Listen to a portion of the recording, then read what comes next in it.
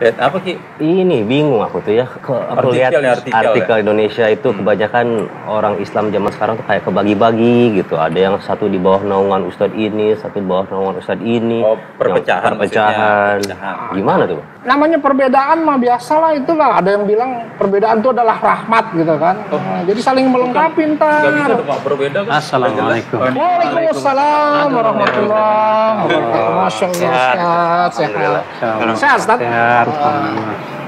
Nih lagi ngobrol-ngobrol soal aku ini ngomong tentang perpecahan umat nih. Gimana? Jadi kita mau tanya nih, mumpung ada Ustadz nih. Rasulullah tuh pernah mengkabarkan nggak sih tentang adanya perpecahan yang kayak gini sekarang ini gitu? Iya. Rasulullah SAW sudah mengabarkan jauh-jauh hari sebetulnya. Oh, udah ada ya Ustadz ya? Dan saya pernah mentakhrij hadis-hadis tentang perselisihan umat itu. Itu ternyata yang meriwayatkan ada sekitar 13 sahabat. 13 sahabat? Iya. Masya Allah. Hadis Anas bin Malik aja ada 7 jalan.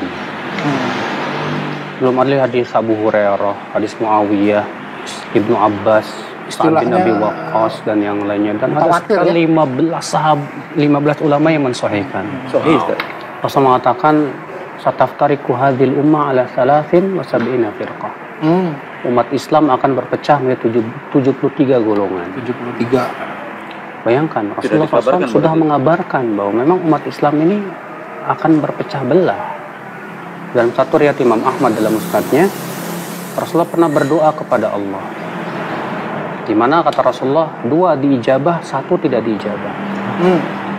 Apa yang tidak dijabah oleh Allah, Rasulullah minta, ya Allah, jangan kau jadikan umatku berpecah belah. Allah tidak ijabah. Artinya bahwa memang umat Islam pasti akan berpecah belah. Iya. Kenapa sih harus ada perpecahan nih? Sekarang ada sebuah pertanyaan. Kenapa Allah menghendaki adanya perpecahan? Jawabannya adalah karena ada hikmah-hikmah yang besar. Karena perbuatan Allah itu pasti tidak lepas dari hikmah. Apa hikmahnya? Dengan adanya perpecahan itu akan terlihat siapa yang bersungguh-sungguh mencari kebenaran, siapa yang memang dia tidak bersungguh-sungguh. Siapa yang menjadi pengikut Rasulullah, pengikut dalil, siapa yang pengikut hawa nafsu. Kelihatan semua ya. Siapa yang menjadi fanatiknya hanya kepada Allah dan Rasulnya, siapa yang fanatiknya kepada golongan. Maka dengan adanya perselisihan itu hikmahnya besar sekali. Memang di sana ada mudaratnya, tapi maslahatnya besar. Artinya kenapa Allah mengadakan adanya perselisihan? Karena Allah ingin menguji dengan perselisihan itu.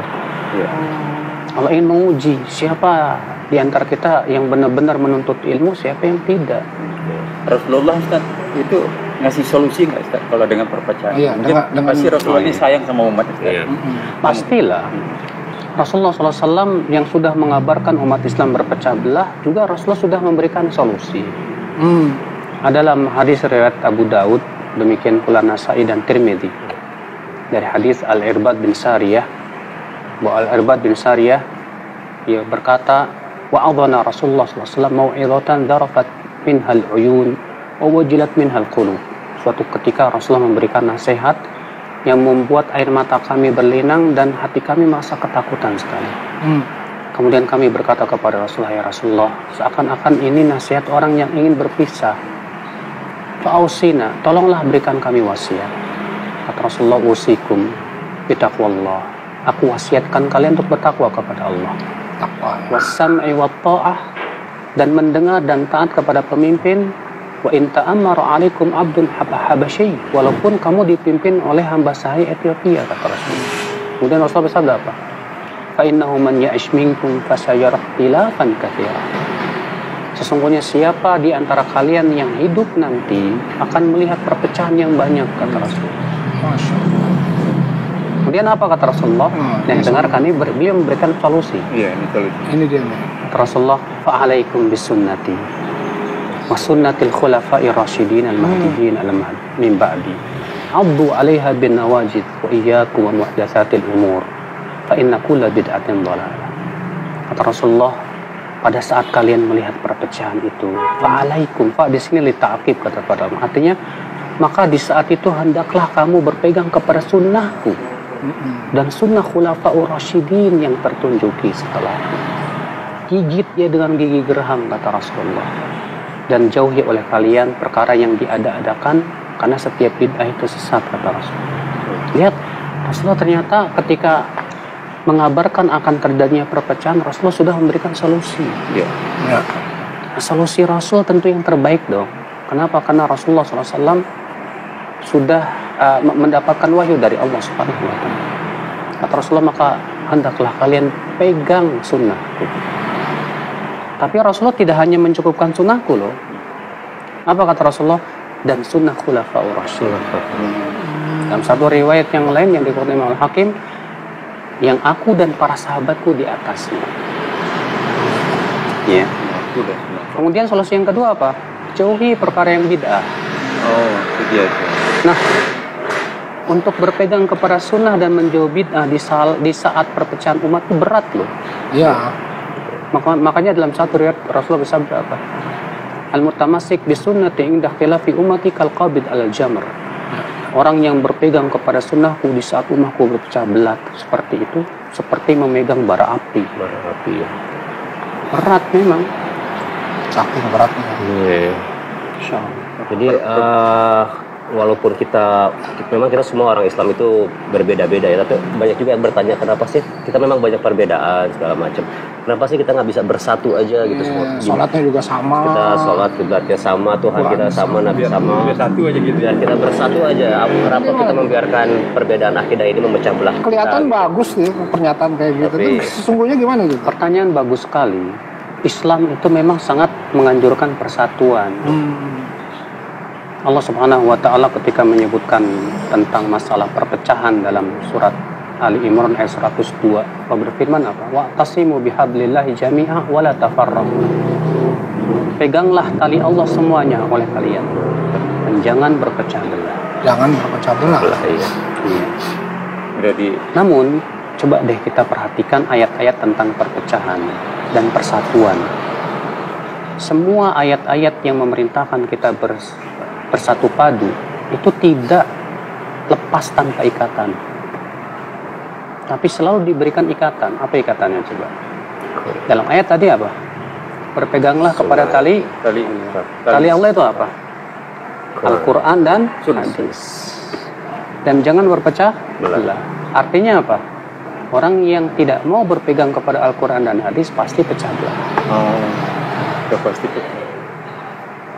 Demikian pula Allah Subhanahu wa Ta'ala berfirman, wa athi'ullaha wa rasulahu wa la tanaza'u wa tafshalu wa tadhhaba rihukum. Taati Allah dan Rasulnya, jangan bercerai-berai, niscaya kalian akan gagal. Lihat, Allah mengatakan dulu apa? Taati Allah dan Rasul.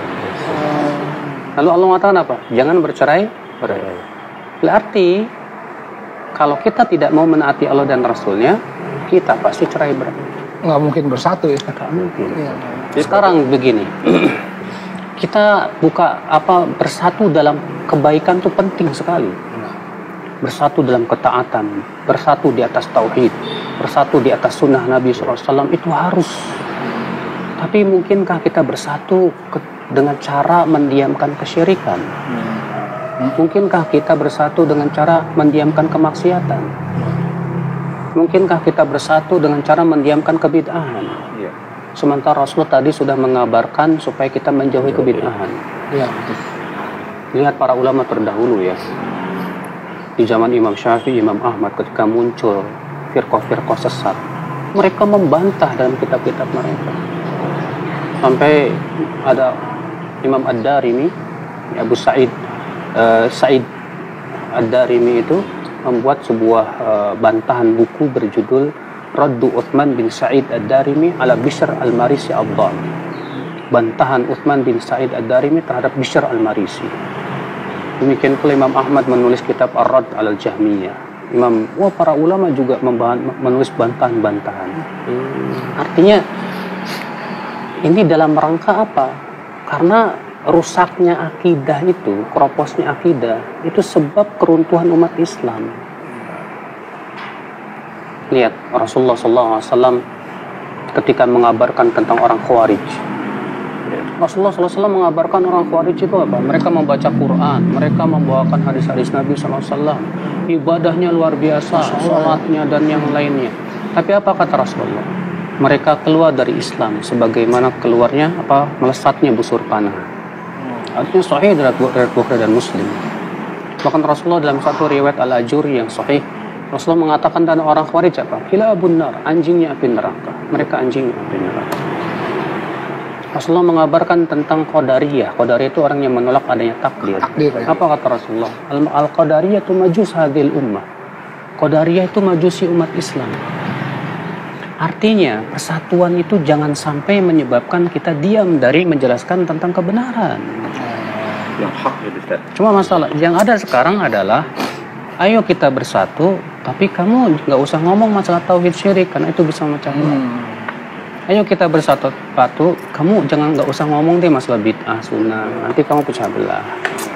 Kalau seperti itu jadinya saya yakin, Mbak, tauhid, sunnah, taat yang akan habis. Kan ditinggalkan saja. Iya jelas. Akan tercampur baur antara akidah yang sahih dengan akidah yang tidak sahih. Perbedaan dalam Sementara Allah mengatakan apa? Wala talbisul haqqa bil batil. Jangan campur baurkan antara hak dan yang batil. Jadi rusak semua ya. Akan rusak semua. Ya agama ya kehidupan hari-hari jadi. Makanya di zaman sekarang ketika kita membantah kesesatan, kita yang dihabisi. Dan memang benar kata Rasulullah. Berbeda. Iya, benar kata Rasulullah. Orang yang berpegang kepada sunnahku di saat umatku berpecah belah itu seperti memegang bara api. Berat, panas. Berat kan. Masya Allah. Dapat ilmu kita akan Alhamdulillah. Alhamdulillah.